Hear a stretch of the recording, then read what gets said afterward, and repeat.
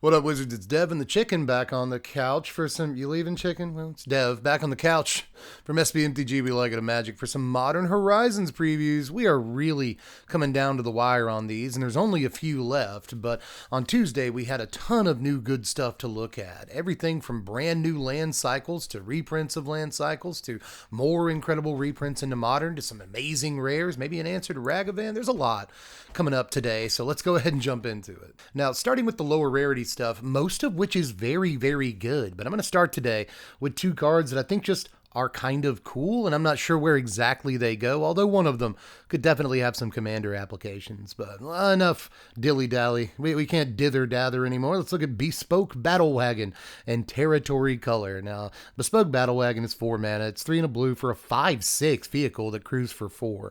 You can tap it to just get 2 energy counters, or you can tap it and pay 2 energy to tap a creature. Or you can tap it and pay 3 energy to draw a card. Or you can pay 4 energy and Battlewagon becomes an artifact creature, so you don't have to crew it with a dude. So that's just a lot of stuff.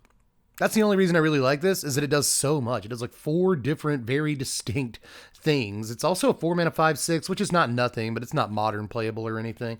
I think this is mostly just for like generating and also having, a way to funnel energy in limited. But I just like it because it does so much. Now, Territory Culler, on the other hand, this is the thing I think might have some commander applications, but it does cost 5 mana, 4 and a green, for a 7/5 Eldrazi with Devoid and Reach. But it also has a landfall ability. Whenever a land enters the battlefield under your control, look at the top card of your library.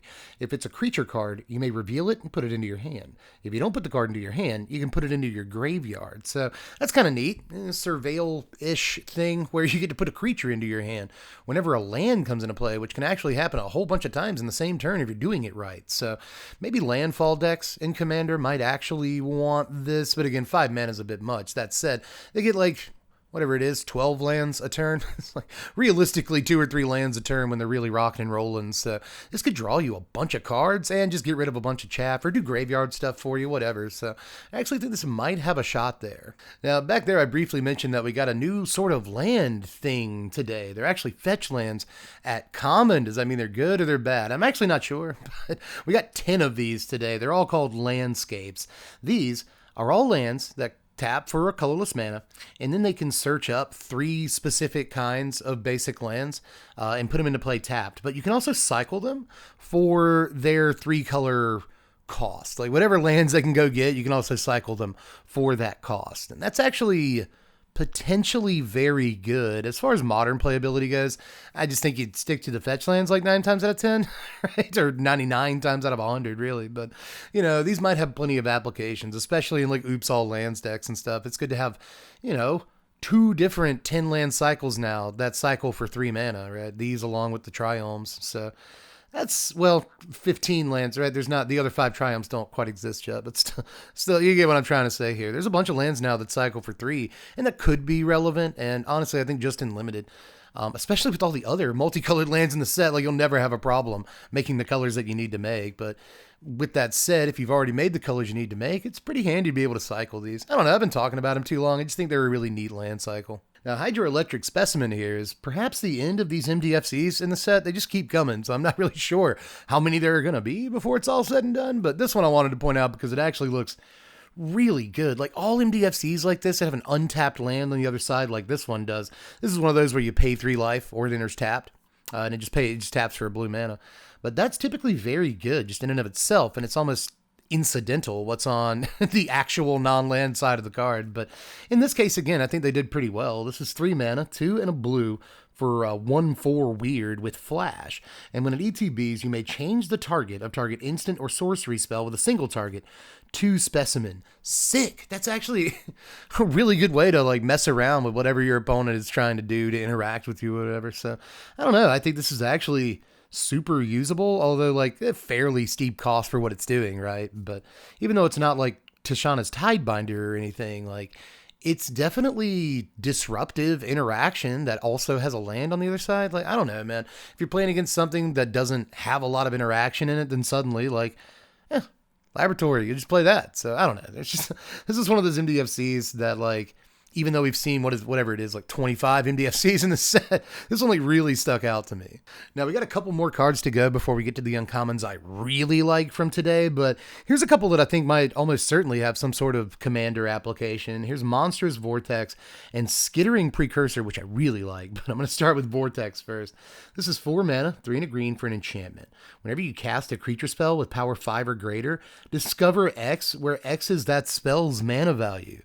Ooh, like this seems like a signature move in like any green commander deck, or at least the ones that play big creatures, which is a little bit redundant to say, I think most of the time, right? So this card looks like really fun to play with, if nothing else, right? So kind of want to try it out. I bet it's fun and limited too, for what that's worth, as long as you got a bunch of monsters, and like this set will help you with that pretty easily. So I don't know, I just really like this card. I think it's pretty easy too, like in Commander, to get this card to pop off like multiple times in a turn, you know? So let's kind of go. I think it's super sweet. It's a cast trigger too. It's not even like a ETB trigger, so that's also really sick. You know, you're going to get the trigger even if the thing doesn't resolve. So a lot of really cool stuff about this. Again, I think this is kind of a finishing maneuver in a lot of like green commander decks. If you untap with this on the table, you're a dangerous person. A Skittering Precursor is 3 mana, 2 and a red for a 3/3 Eldrazi drone with the Void and Menace. Whenever you sacrifice a non-token permanent, create a 0/1 colorless Eldrazi spawn creature token that sacks for a colorless mana. Oh boy, like this. This at the very least, again, is going in like Judith and Commander, you know, and I only say that because I have a Judith Commander deck. I'm really excited about this card for that. It does suck that it's non-token, but of course, if it wasn't non-token, it would go infinite with itself, so you can't just give you infinite mana and infinite dudes. So yeah, you probably can't. There's a reason for that, but still, even though it's like relegated to non-token, I still think that is really, really good in like the vast majority of aristocrats decks that can fit, you know, red in them. So if you're playing Goblin Bombardment and Blood Artist together, this is probably a card you want to put in that 99 somewhere. In a lot of ways, this is just another pawn of Ulamog, and so I think that if I hadn't convinced you yet, like I think having an almost second copy of Pawn for Judith is really, really good in Commander. I'm going to try it, if nothing else. But let's take what I believe, at least, is a slight step up in terms of quality here at the uncommon slot, and look at Metastatic Evangel. This is 2 mana, 1 and a white for a 3/1 Phyrexian Human Cleric, and whenever another non-token creature enters the battlefield under your control, proliferate. Gross. It seems pretty dumb, right? I mean, again, this one is non-token specifically, but shouldn't be too hard to get this to trigger like 2 or 3 times in a turn. Like, and I'm talking about like modern, actual competitive 60 card 1v1 modern here. Like, I think this might have somewhat of a chance. It is in a Bowmasters format with 1 toughness, so like, you know, do it at your own risk and I might be an idiot or whatever. But when you move to the commander table, like suddenly this gets like very cheesy, like very fast. You're just proliferating like 4 times a turn, you know, if you're playing your cards right, literally. So I don't know, man. I think this thing has an awful lot of shots. Shots. This is a good card, right? I don't know, like maybe I'm just nuts here, but I'm pretty sure that this is very exciting text. Next is Cursed Wombat. I love it. This is a black and a green for a 2/3 Nightmare Wombat. Nightmare Wombat. You can adapt to for 4 mana, 2, a black and a green. Permanents you control have, whenever 1 or more +1, stop me if you've heard this one, by the way.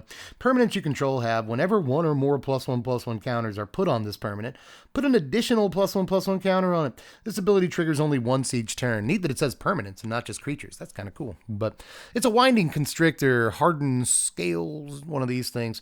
It's cool that it adapts and actually puts an extra counter on it, on itself. So it becomes big-ish, you know, like a 5/6 or something. Am I mathing correctly? Something like that. But still, that's not bad, you know, a Winding Constrictor that actually gets to be like a big threat in the later game. And if you can put counters on it in other ways, and it becomes like really, really big. But I don't know, just another copy of Constrictor for decks that want Winding Constrictor. I'm not sure like how many of those there are, but again, let's go to the commander table. You know, these like black, green +1/+1 counters, abs and counters decks might want this, but again, I guess that was brief. Moving back to Modern, though, I think this is another one that's kind of cuspy a little bit, like Evangel was, but this one at least doesn't die to Bowmasters. That's a point in its favor.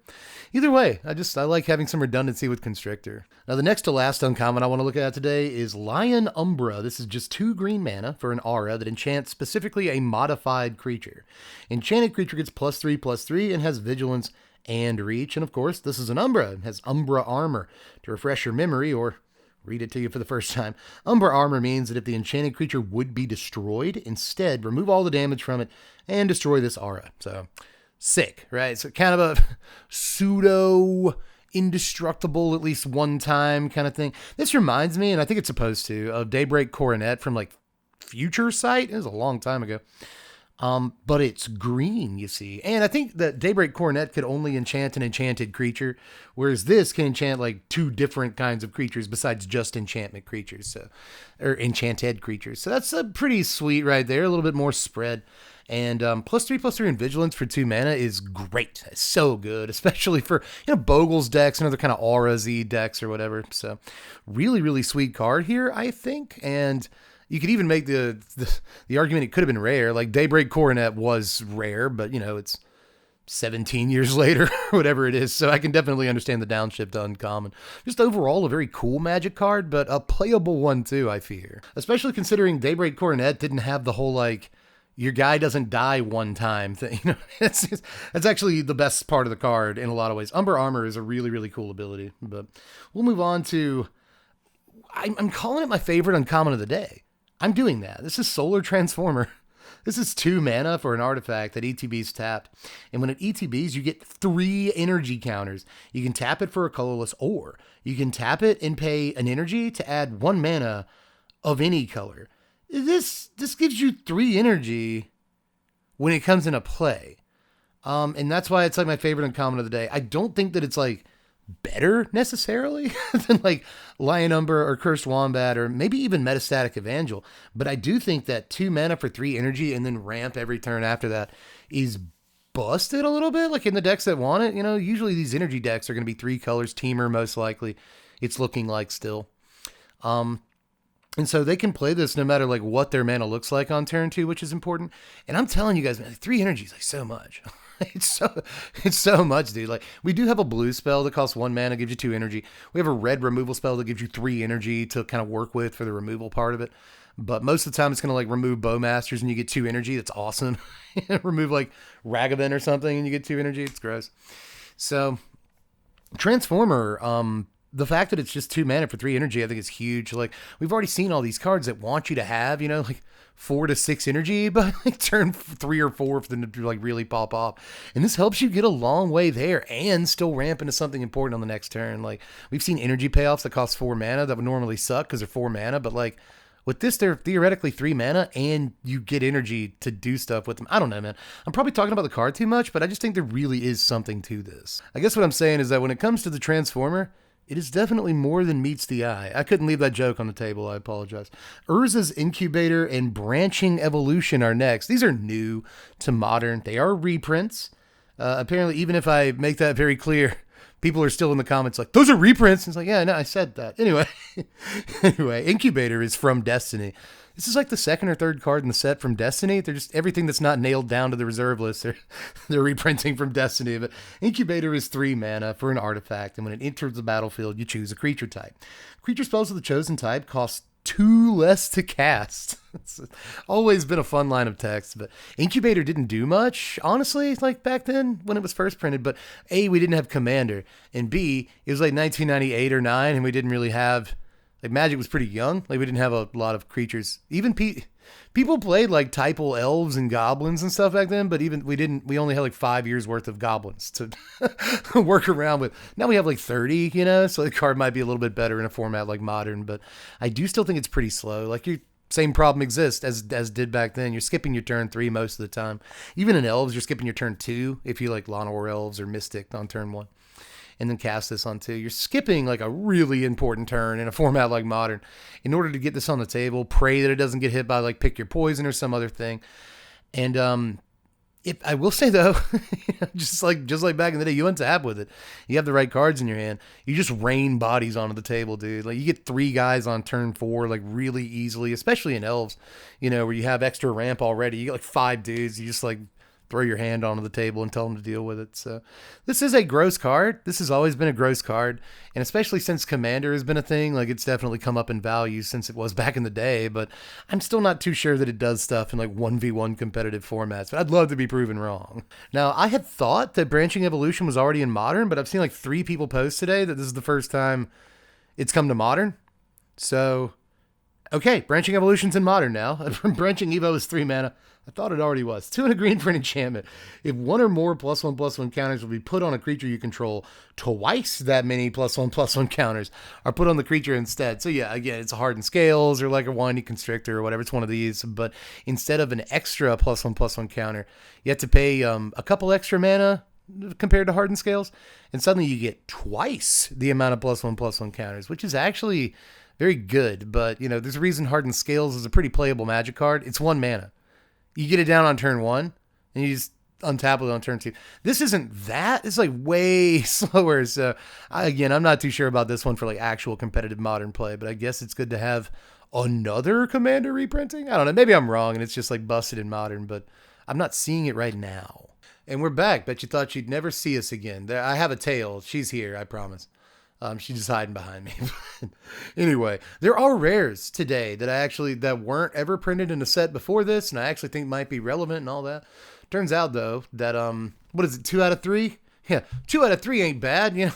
I don't know that Dreamtide Whale is the best Magic card I've ever seen, but I do think it's one of the coolest. And geez, wait till you see this art.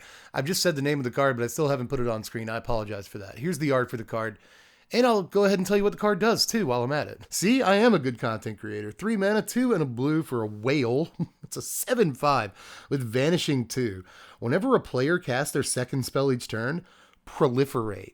Proliferate. You see what it's doing? So if you can cast 2 spells the turn after you play this, or even the turn that you do play this in the first place, then you're going to get an extra Vanishing counter. You keep it around for a little bit longer.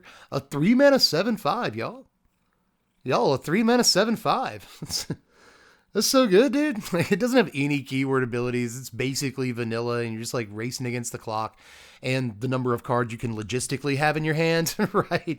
In order for this to like stay in play. I will say, like, this punishes your opponent in kind of a ledger shreddery way too. They have to look out for how many spells they're actually casting. Or else this might stick around for longer. But they probably won't have to worry about it because they just like cast Go for the Throat on it and it dies. They just go about their business after that. So again, I'm not sure this card is like super great. And I like our other 2 rares from the day like way, way better, especially the last rare of the day, which I think is like almost a definite shoe-in for Modern play and one of the best cards in the set so far. This one I can't say that about, but I love the card. Can I like cards? Can I like Magic cards? Am I allowed to like Magic cards? Because I do. This looks like a standard card a little bit. Like it looks like a card that'd be printed in standard. We'd all get excited and then it kind of wouldn't do anything. Because again, like, just go for the throat it. Go on with your day. You know what I'm saying? Like it does die to removal. I know that's a tired, kind of hacky argument. But like 9 times out of 10, that is what's going to happen to this thing. So, like it seems like a thing they wanted to print in standard. But they were like, wait, there's no vanishing in standard. How do we make this work? Instead, we get it in this set. And it's just cool. They commissioned cool art for it already. So that we can't just like let the card go. The art's too cool. So here it is. But let's move on to cards that I like. And this one is probably mostly Commander playable, but in a deck that I play. So that should give you an idea of what kind of card it is. But I think this just sets up ridiculous loops in certain decks in that format. So let's look at Shilgengar, Sire of Famine. Gengar is 5 mana, which is what we're going to call him forever. We will never call this card anything but Gengar. I want Wizards to know that. This is 5 mana, 3 and 2 black for a 6/6 legendary Elder Demon with flying. Sacrifice another creature. Free sacrifice outlet. You don't tap, you don't pay mana. Free sack outlet. Create a blood token when you sack a dude. If you sacrificed an angel this way, by the way, create a number of blood tokens equal to its toughness instead. You can pay 3 hybrid Orzhov mana. Orzhov, baby! Sacrifice 6 blood tokens. Return each creature card from your graveyard to the battlefield with a finality counter on it. Those creatures are vampires, in addition to their other types, cause flavor. So, this, by the way, the flavor on this is like great. It's really, really good. You know, dude sacks angels, he gets more bloods, and then he uses all those bloods to resurrect the angels. They're vampires. It's great. It's fantastic flavor. Really, just great design on this. But again, like in every commander deck that I actually play, when I actually do play commander, which is like not super often, but you know, you follow the channel long enough, you know that I have like Judith, I just said that earlier, but I also have Elisil Core, I have Dina, which is effectively a commander deck. But this one goes into Elisil Core because it's Orzhov color identity. You guys know me too, if you're with the channel, Orzhov gang for life. It's my favorite guild. So really excited about this card specifically in Elisil Core, where again, the loops, baby, you just like sacrifice all your guys. And you'll be sure to get enough blood tokens. You know, so you sacrifice all your guys, and then you bring them back. And you can do more stuff with them. If you sacrifice them when they have finality counters on them, you won't get death triggers from them or from like Blood Artist or whatever, but you might get other triggers. You might get triggers for them coming into play again. So there's a lot of reasons to want to like sack all your dudes and get the Blood Artist triggers and other like death triggers you have on the table and all that. And then maybe you have like a Corpse Knight on the table, right? That's giving you a damage to each opponent whenever a creature enters the battlefield under your control. So just like sack all your dudes, and then bring them all back and get like Corpse Knight triggers. Like, I don't know, dude. Like, the card looks so absolutely gross to me, but like really only in Commander. I don't think this is super playable in like any real like competitive environment, like 1v1 environment. But I will say, dude, like this is slotting directly, and I love that it's rare and not mythic, because that means it'll probably just be like a couple of bucks, hopefully. And I can actually pick up a copy of this, because I have like a whole Aristocrats like buy list from this set specifically, and this is close to the top of that list. It's just, I can keep talking about it forever. I'm a little bit in love with this card, and I'm definitely going to be playing it. If you ever play against me in Commander, expect me to resolve this. But now on to my favorite card of the day. I think objectively the best card of the day, the most likely to see competitive play, and just maybe my favorite card in the set. I feel like every day there's a new favorite card in the set, but Ocelot Pride, guys, you know, you have to be really good if you want to beat out like a shoe-in busted aristocrats combo piece in my eyes. And this definitely does, dude. It's probably because it's a cat, right? I like cats, but still. Ocelot Pride is objectively a good Magic card. 1 white mana for a 1/1 cat with both First Strike and Lifelink, and it also has a Send. That means that if you control 10 or more permanents, you get the City's Blessing for the rest of the game. Why is that? What is that? Why does it matter? At the beginning of your end step, if you gained life this turn, you get a 1/1 white cat creature token. And then, if you have the City's Blessing, for each token you control that entered the battlefield this turn, create a token that's a copy of it. Nasty. By the way, this is the potential anti-Ragavan card that I was talking about towards the beginning of the video. Love that it has First Strike, and it's only a single mana. That seemed, that's a little sus.